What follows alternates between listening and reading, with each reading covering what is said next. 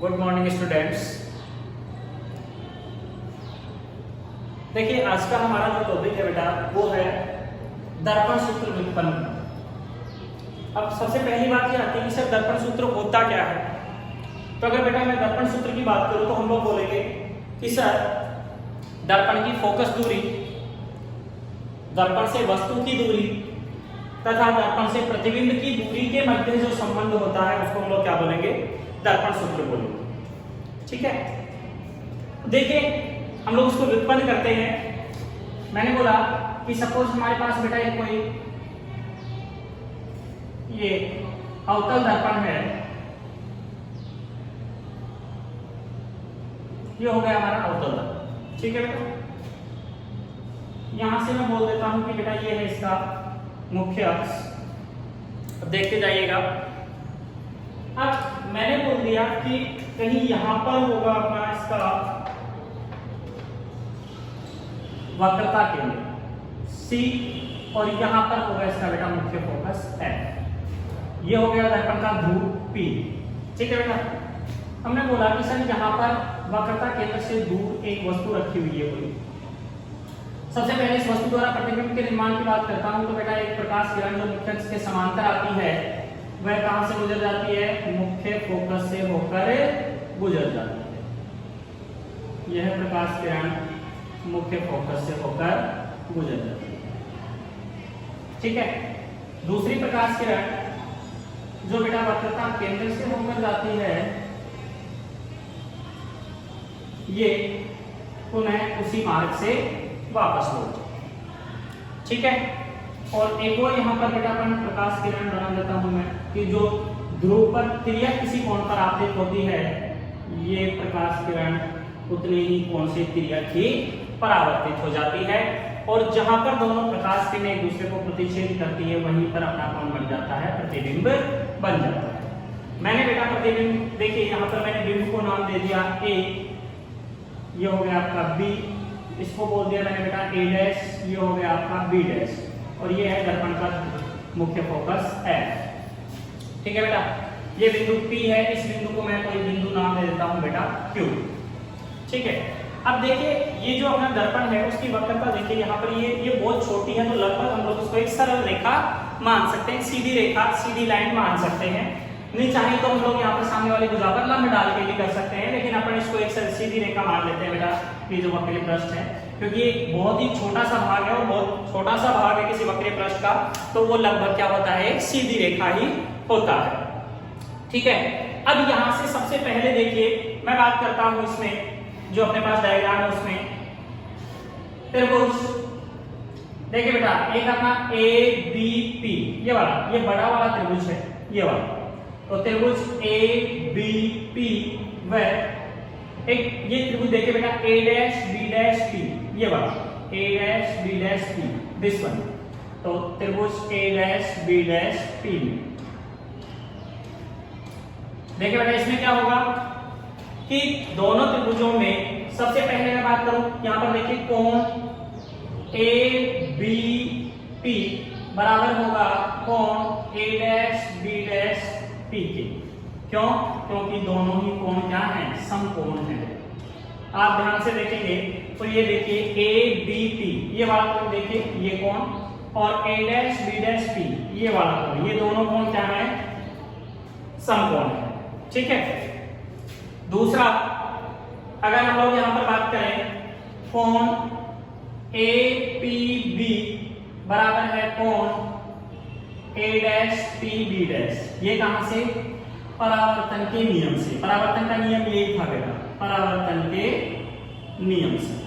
परावर्तन का नियम क्या कहता है कि सर आपतन कोण का मान, ये वाला कोण APB परावर्तन कोण के मान के बराबर होता है, यानी ये आपका आपतन कोण है और ये कोण है परावर्तन कोण है आप, तो ये दोनों क्या होंगे, बराबर। ठीक है बेटा, अब देखिए किसी भी त्रिभुज के यदि दो कोण बराबर हैं तो वो त्रिभुज कैसे होते हैं, समरूप त्रिभुज होते हैं। तो मैं क्या बोलूंगा, अतः त्रिभुज ABP समरूप त्रिभुज है किसका, A dash B dash P का।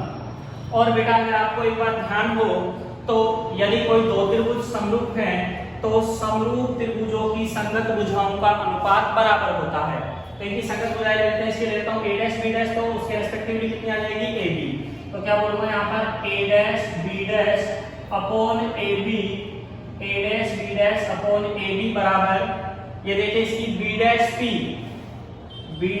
p बटा इसकी कितनी आ जाएगी बेटा bp, यानी कि समरूप त्रिभुजों की संगत भुजाओं का अनुपात बराबर होता है, और मैंने इसको दे दिया बेटा समीकरण नंबर 1। अब आगे आइए, पुनः मैं एक त्रिभुज मानता हूं बेटा। देखिए एक त्रिभुज है PQF, ये वाला त्रिभुज PQF, और एक मान लेता हूं A dash B dash F। तो मैं बोलूंगा, क्या बोलूंगा कि त्रिभुज PQF व A dash B dash F में, देखिए बेटा कौन कौन से त्रिभुज ले रहा हूं। एक तो देखिए ये हो गया आपका A dash B dash F, ये वाला, ये छोटा वाला त्रिभुज, और एक हो गया PQF, देखिए ये वाला PQF, ये वाला त्रिभुज, ये वाला। इन दोनों त्रिभुजों में बात करता हूं बेटा वापस से। सबसे पहले बोलूंगा कोण A dash B dash F बराबर है कोण QPF के। ऐसा क्यों? क्योंकि वापस से दोनों ही कोण कैसे हैं, समकोण है। क्यों है? देखिए ये कोण 90 डिग्री का, और इधर से ये कोण कितने डिग्री का होगा, 90 डिग्री का होगा। ठीक है।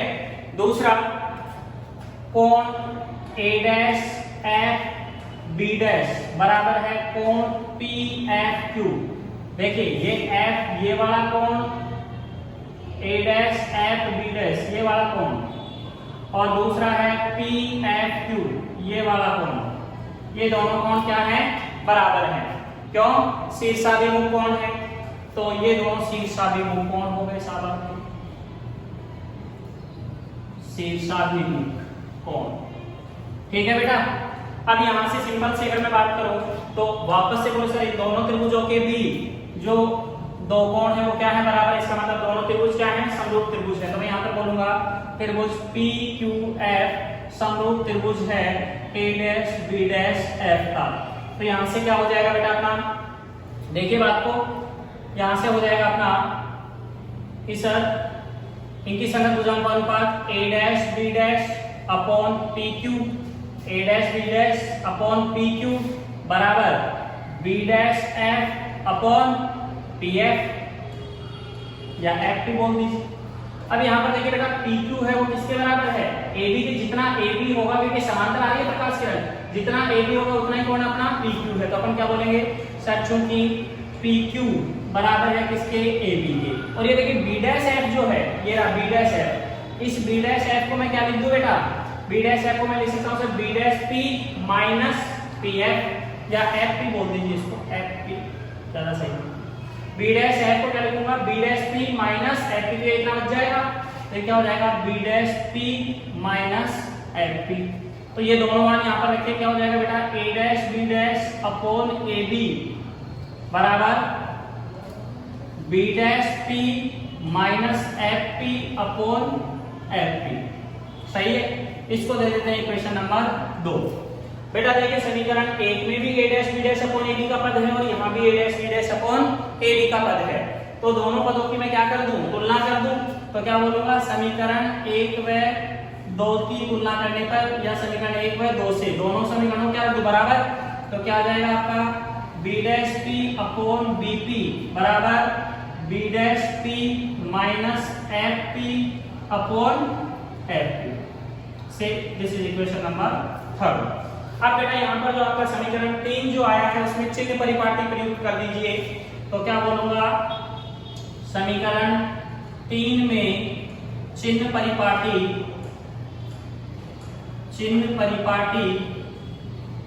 प्रयुक्त करने पर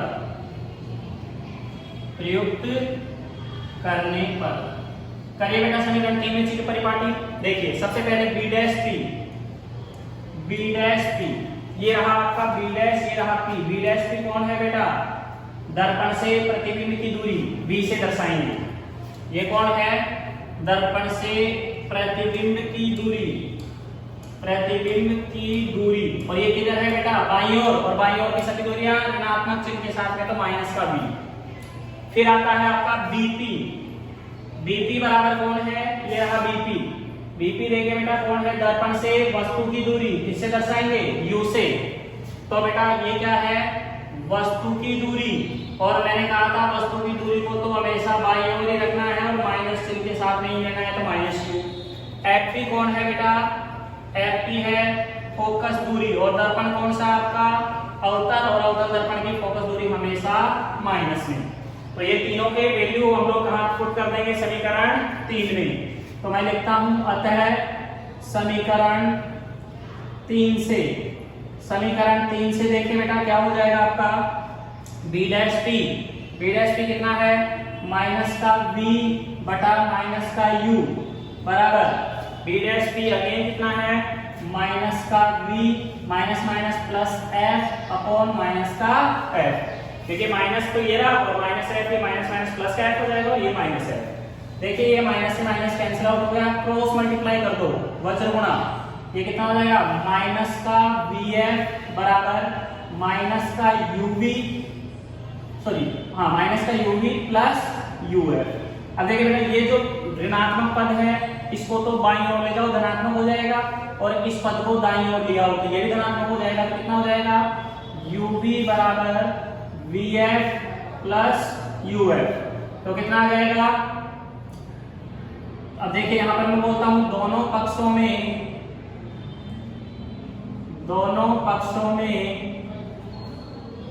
UVF का भाग देने पर, दोनों पक्षों में UVF का भाग देने पर, तो क्या आ जाएगा, UV अपॉन UVF बराबर VF upon UVF plus UF upon UVF। तो ये देखिए बेटा UV से UV क्या हो गया, कैंसिल आउट, ये VF से VF क्या हो गया, कैंसिल आउट, और ये UF से UF भी क्या हो गया, कैंसिल आउट। क्या बच गया, 1/f बराबर 1/u प्लस 1/v। इस समीकरण को हम लोग क्या बोलते हैं बेटा, दर्पण सूत्र बोलते हैं। ये कौन आ गया अपना, दर्पण सूत्र आ गया सर। यानी कि हम लोग बोलेंगे कि सर किसी गोलीय दर्पण की फोकस दूरी तथा दर्पण से वस्तु की दूरी, दर्पण से वस्तु की दूरी तथा दर्पण से प्रतिबिंब की दूरी के मध्य संबंध क्या कहलाता है, दर्पण सूत्र कहलाता है। ठीक है बेटा, अब इसी में हम लोग एक और पद है हमारा, हम लोग उसकी भी बात कर लेते हैं। साथ के साथ ही हम लोग बात करेंगे आवर्धन की, कि आवर्धन क्या होता है सर। तो देखिए आवर्धन कैसे याद करते हैं और आवर्धन का मतलब क्या होता है।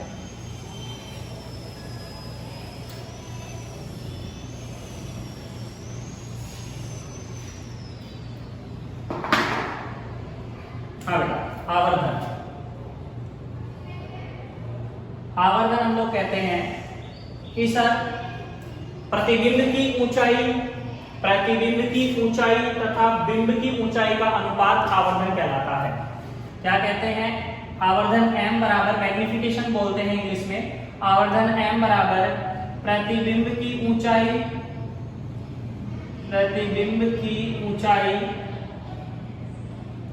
बटा बिंब की ऊंचाई,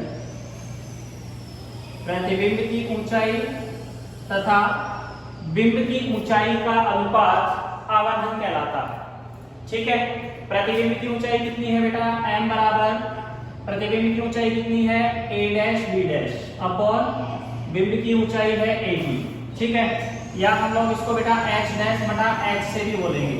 तो समीकरण 1 से मान रखो, समीकरण 1 से देखिए क्या हो जाएगा, m बराबर h डैश बटा h बराबर a डैश b डैश का मान कितना है, b डैश p बटा bp। चिन्ह परिपाटी प्रयुक्त कर दो बेटा, चिन्ह परिपाटी प्रयुक्त करने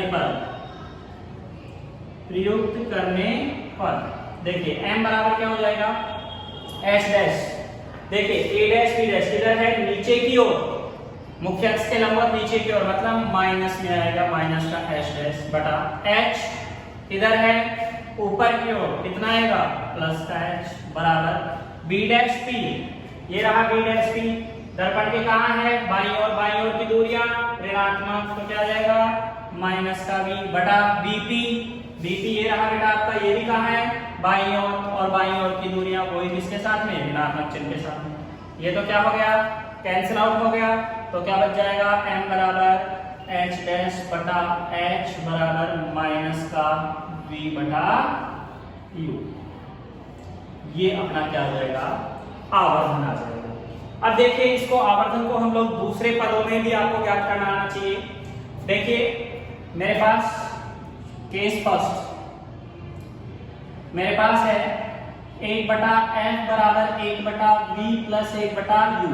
एक बार यहाँ पर देखिए अपन v का मान रखकर देखते हैं, तो v को यहीं रख लीजिए दर्पण सूत्र से और बाकी पद को इधर पहुंचा दीजिए, तो क्या आ जाएगा 1 बटा f माइनस 1 बटा u, या मैं बोलूंगा 1 बटा v बराबर यह आ जाएगा बेटा uf एलसीएम, और ये क्या आ जाएगा u माइनस f। तो यहाँ से v बराबर कितना आ जाएगा बेटा uf बटा u माइनस f। तो ये वैल्यू आप यहाँ पर रख दीजिए। अतः m बराबर कितना आ जाएगा माइनस का uf बटा u माइनस f। तो बेटा ये देखिए आपका, और बटा में कौन है u है, तो ये u से u तो क्या हो जाएगा कैंसिल आउट, तो m बराबर आ जाएगा माइनस का f बटा u माइनस f। या आप चाहो तो धनात्मक चिन्ह के साथ लिखना चाहो तो क्या लिख सकते हो f बटा f माइनस, यहाँ से माइनस कॉमन ले लो, माइनस माइनस आपका कैंसिल आउट हो जाएगा। ठीक है बेटा, एक तो ये आ गया। जब हमने किसका मान रखा है v का। अब एक बार हम लोग इसी पद में u का मान भी रखकर देख लेते हैं कि u का मान रखेंगे तो कितना आएगा। तो अपन बेटा यहाँ पर एक बार u का मान रखकर देखते हैं।